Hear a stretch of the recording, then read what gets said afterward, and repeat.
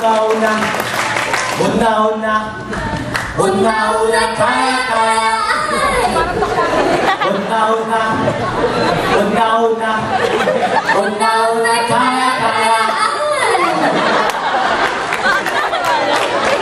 Isang magandang araw ho sa lahat ng narito. Halina't tumayan ang handog naming kwento.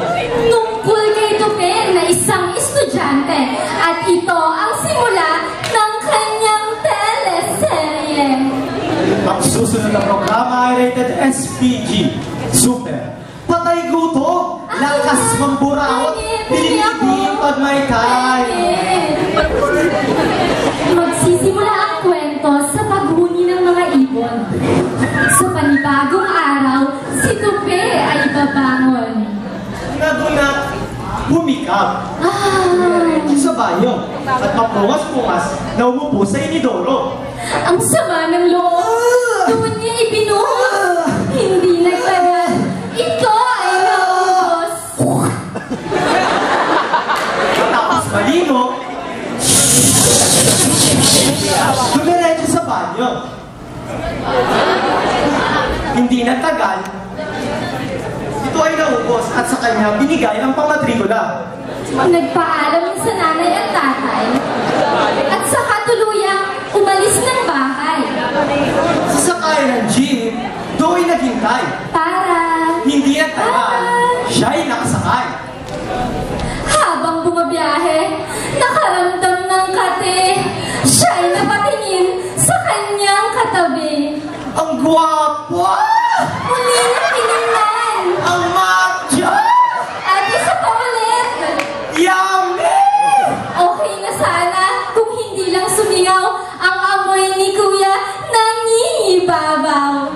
Ngunit si Tubi, hindi nagpaawat. Kinausap ang lalaki at bigla siyang bumana. Aso ka ba? Bakit?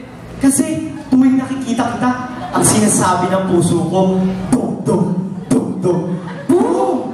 Ngunit si Kuya, hindi nagpatalo. Siya naman ang bumanat nang makakuha ng tiyempo.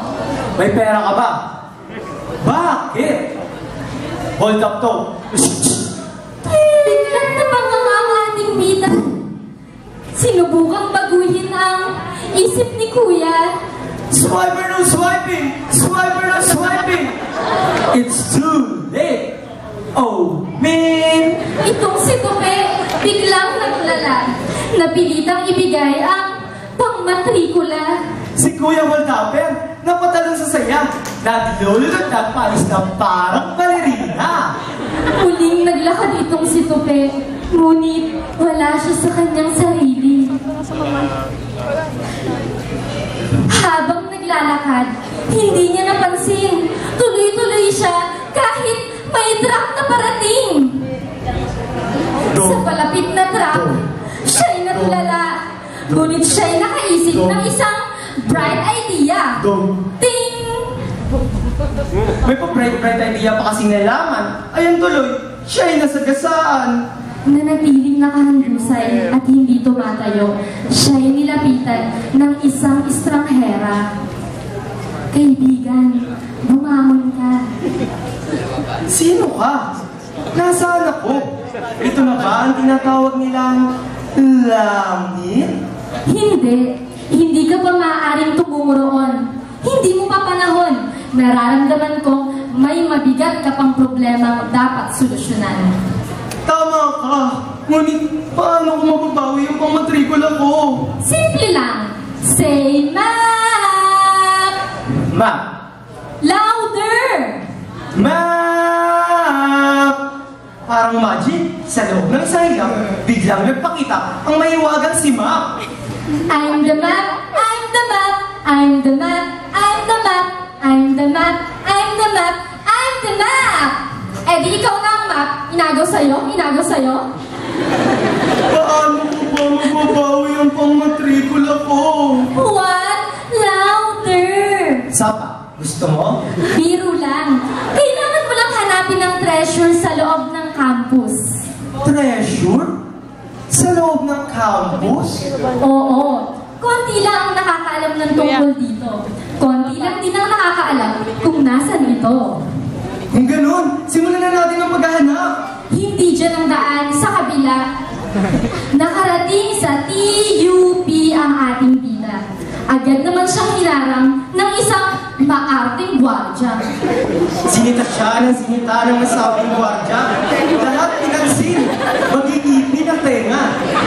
Napuno na si Tupe at wala nang nagawa. Bigla siyang nagkaroon ng isang bright idea. Ting! Bumelo mo na siya. Saka siya tumakbo. Mabilis na mabilis. Kaya lang, slow mo. Biglang napaiyak ang ating gwardya. Tsaka nagbantang magsusumbong sa osa.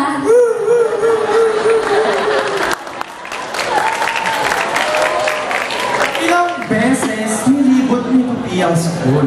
Ngunit wala siyang mahanap na kayamanan o ni Baul. Ilang ulit na nalangin, ngunit walang nakikinig. Tila sumasara ang nakilala niyang daigdig. Pinipilit niyang tumawan at maging malakas. Tulong! Hinihila siya Tulong! at hindi pinapatalas. Aray. Nang hihinang naglakad at umupo sa upuan, saka dumating ang kaibigang Tekla ang pangalan. Tekla niya sinabi ang lahat ng problema at tungkol sa kayamanan hindi niya makita. Ngunit siya ay nagulat sa sagot ng kaibigan.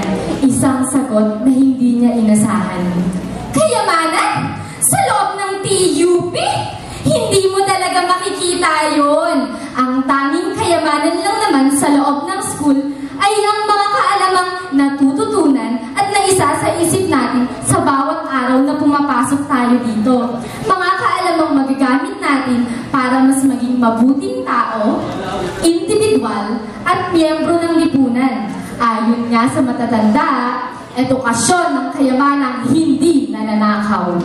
Napangiti si Tupi. Ganito, Hindi, konti lang. Nagkaroon ng pag-asa at nag-aaral ng mabuti.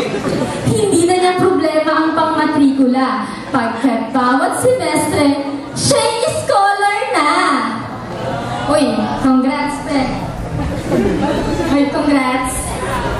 Congrats, Tupi!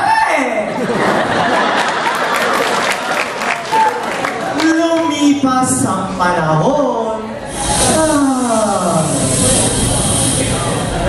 Nagpatuloy ang buhay.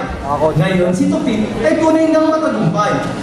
Malayo na ang narating, ngunit palagi luminon. Masakit dyan. Palagi inaalaala Masakit. ang mga napagkaaral noon. Pagastos. Scholar ka na nga, puro ka pagastos.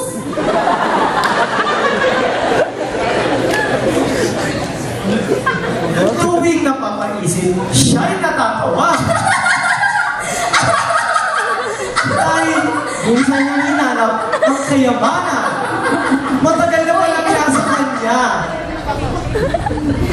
Ang buhay ay isang teleseryeng maaari nating ulit-ulitin sa ating alaala. Taglay ang asim, pait, tamis, at anghang ng ating panlasa. Hindi mahalaga kung tayo ay madapa. Ang mahalaga ay kung paano tayo babangon. Hindi binibilang ang dami ng balakid, kundi ang alaalang iiwan sa kahapon. Muli, ito ang kwento ni Tupi, isang estudyante ng DUP. Sa isang tula-dula ang pagtatanghal na pinamagatang si Tupi at ang paghahanap sa kayamanan ng TUP na nag